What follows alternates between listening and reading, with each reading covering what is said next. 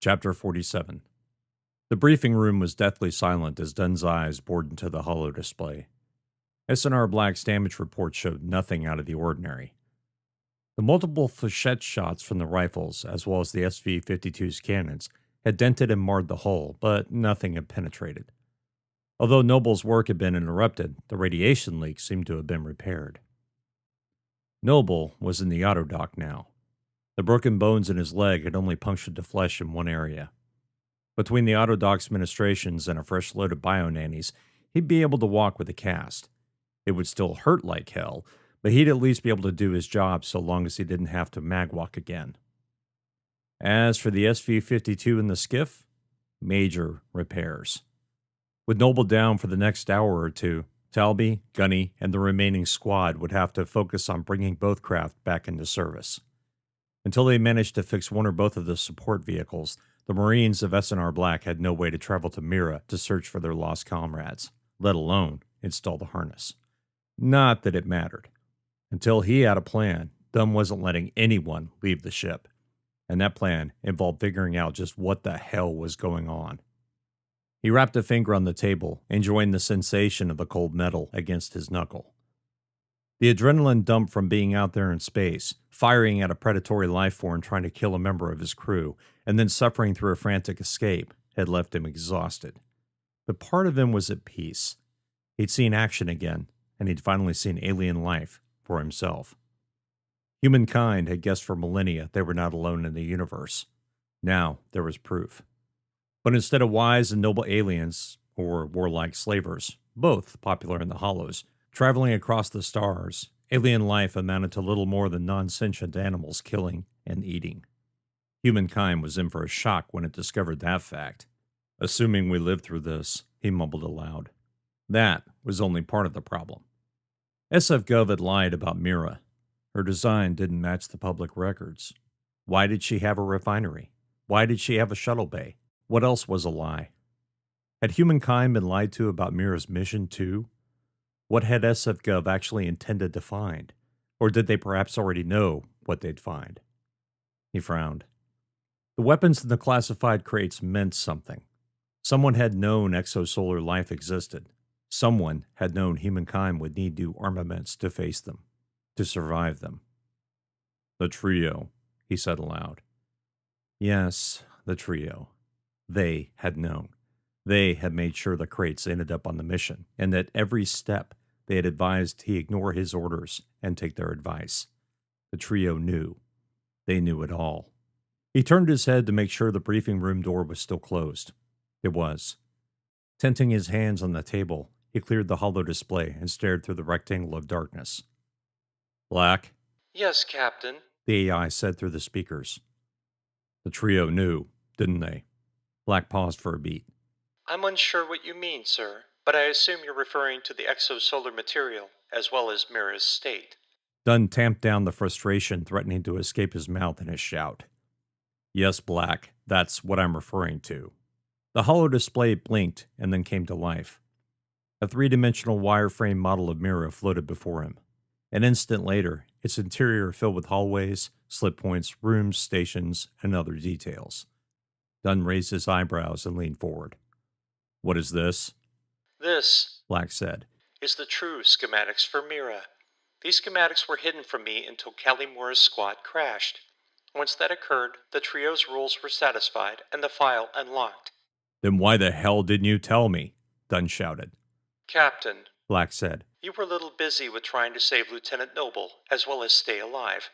I didn't want to intrude upon those endeavors. He sighed and rubbed at his eyes. The old Black wouldn't have waited. He'd have had to tell her to shut the hell up until he was ready for her report. As much as he appreciated the, courtesy, he wasn't sure he liked it. Does Calimura have that information? Yes, Black said. I managed to squirt the full schematics while they were in the shuttle bay. Calimura's squad has as much information as I do, except my suspicions. Dunn leaned back in his chair. Black, why is the trio hiding information? Do you know what's going on? Yes and no, The AI said. The trio has hidden a vast amount of information throughout my storage arrays. However, I am unable to access most of it unless certain conditions are met. I do not have any way to get around the encryption either. So you're in the dark, Dunn said. To a certain extent. The AI agreed. But due to recent events, I have some conclusions if you'd like to hear them. Dunn pursed his lips. Yes, Black, I want to hear them. The trio was designed more than 70 years ago. To my knowledge, they were in full compliance with the G protocols established over 100 years ago.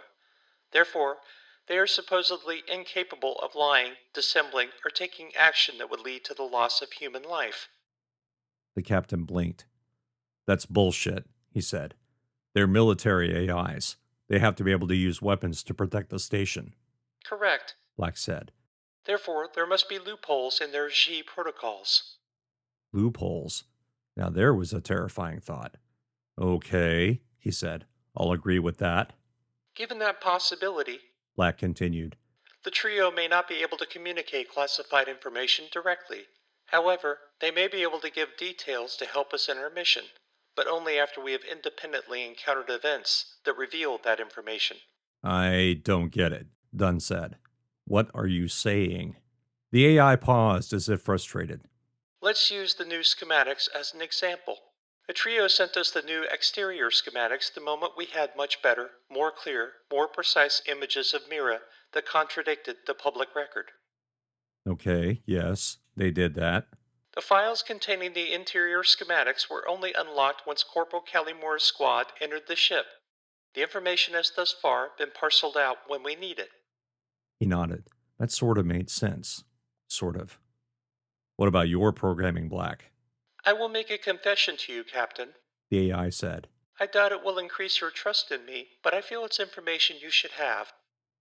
Which is? Dunn asked, but he thought he already knew the answer. I don't have the G protocols, Black said.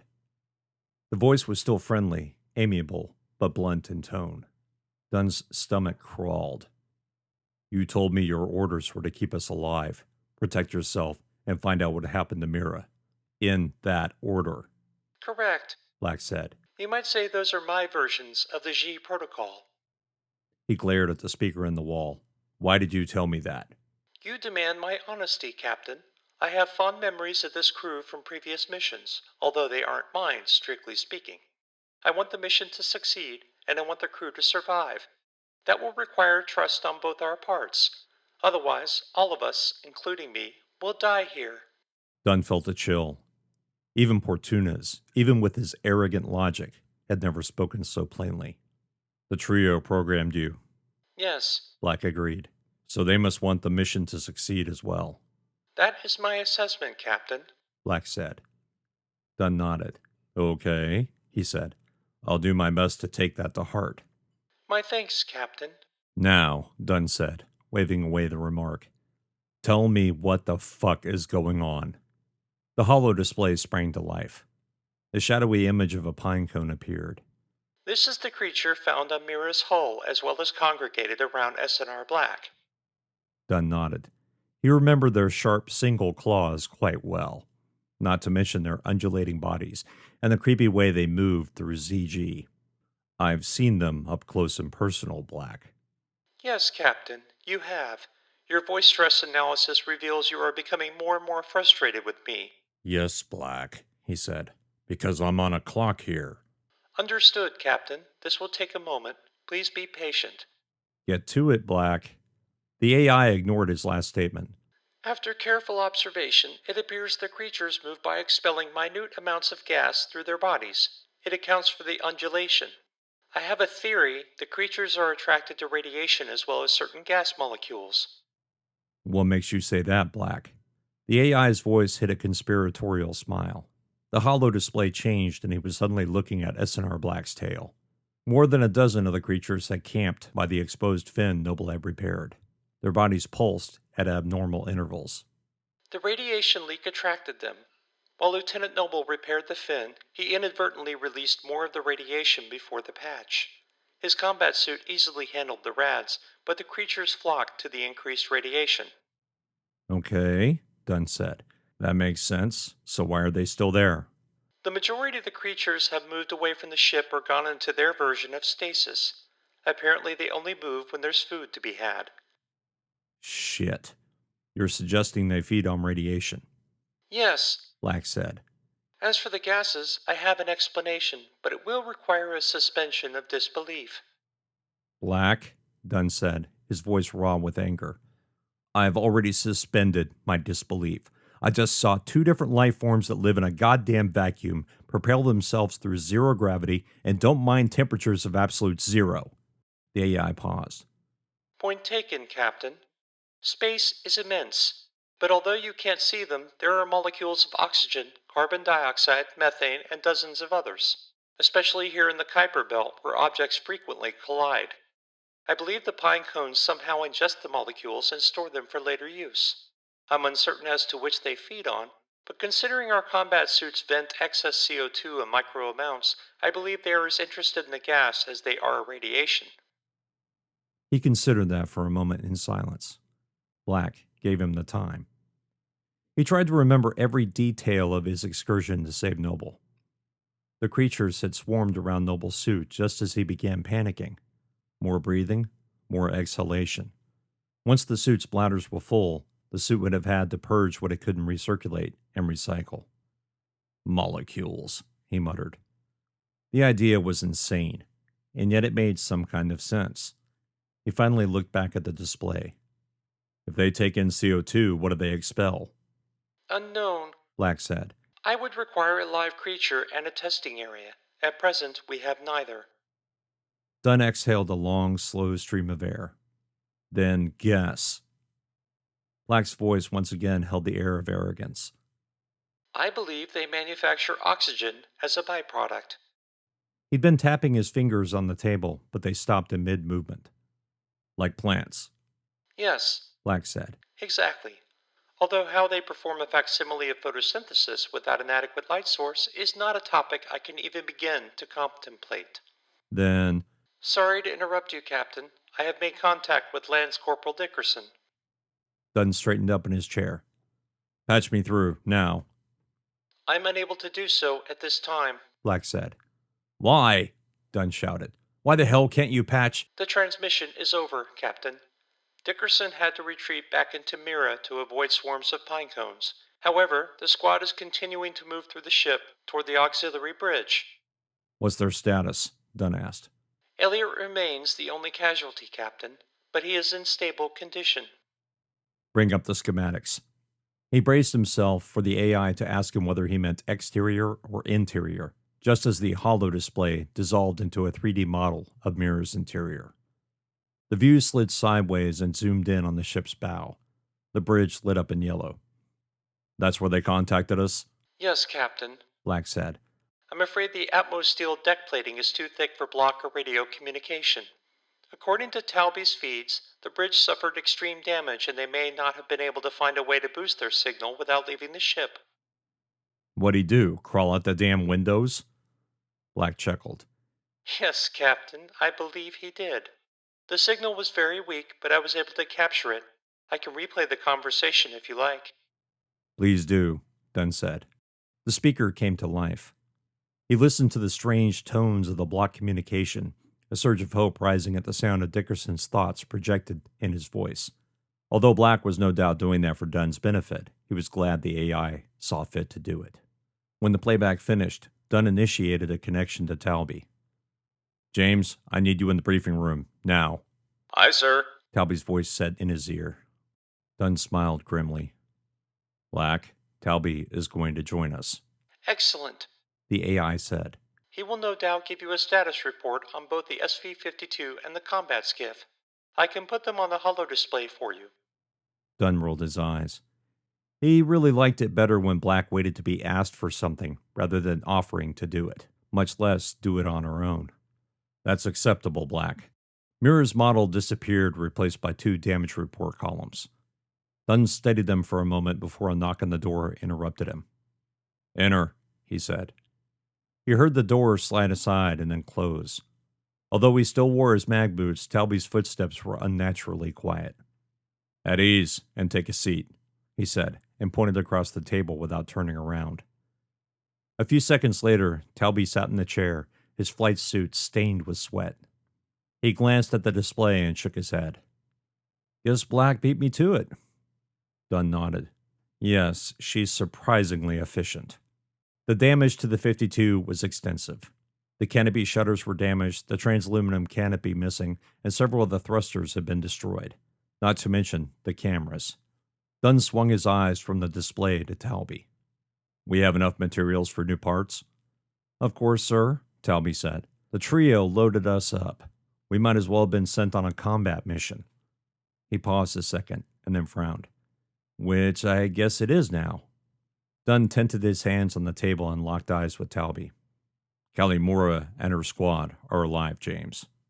Talby's expression transformed into stone. His eyes seemed to burn with something, although what exactly, Dunn wasn't sure. When the lieutenant spoke, his voice was deadly cold. How do you know that? The captain gestured to the speaker. They have communicated with Black twice, via block. Talby's eyes slowly swung upward to regard the speaker and then returned to Dunn's.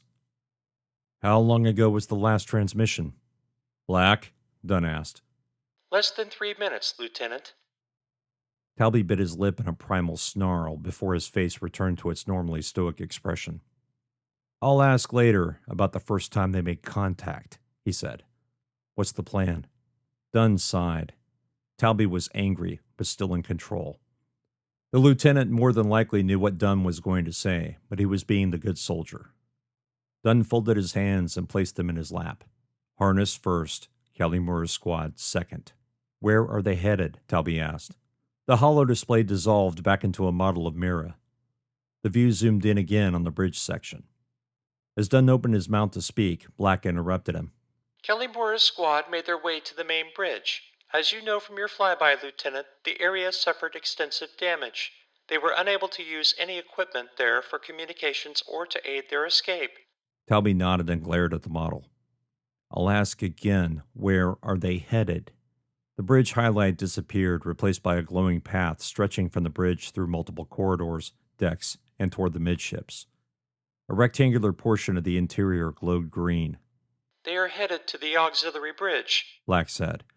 I have suggested they look for escape pods. If they manage to find 4 intact, they can jettison into space. Once the SV-52 and the skiff are repaired, we should be able to pick them up without issue. Bullshit, Talby whispered. Dunn raised his eyebrows. What is it, James? Pardon me, sir, Talby said. If they jettison on the starboard side of the ship, they'll hit the debris field. Considering the number of pine cones and whatever the hell that thing was that attacked my ship, and you, sir, I don't feel they'd be safe. Not on the starboard side. An awkward silence filled the room. Dunn imagined the scene in his mind. 4 escape pods, breaking free of the hull and flying straight into a maelstrom of debris and exosolar life forms. 4 escape pods that may or may not be space-worthy after 50-plus years, leaving the dangerous derelict only to encounter new unknowns. Talby was right. That wasn't a good plan. When Dunn finally spoke, his voice sounded strange even to him. Black, what's your best guess for communication possibilities with the squad? I imagine, Captain, that when they reach the auxiliary bridge, we'll have an opportunity to speak with them again. I'll continue scanning for block signals. The moment I'm able to connect, I'll alert you. Yeah, Talby said. You fucking better. Dunn ignored his second in command. Black, I think the lieutenant is correct. If they leave via escape pod, it has to be on the port side. More importantly, we need to make sure they don't leave the ship until we have both support vehicles repaired. He nodded at Talby. What's the estimated time on that? Talby leaned back in his chair and rubbed a hand across the stubble on his chin, the sound like sandpaper on rough wood. With Noble down, it's going to take a little longer than I like, but I think we can manage. I'm sure, Dunn said. Black can help with that. Absolutely, sir, the AI said.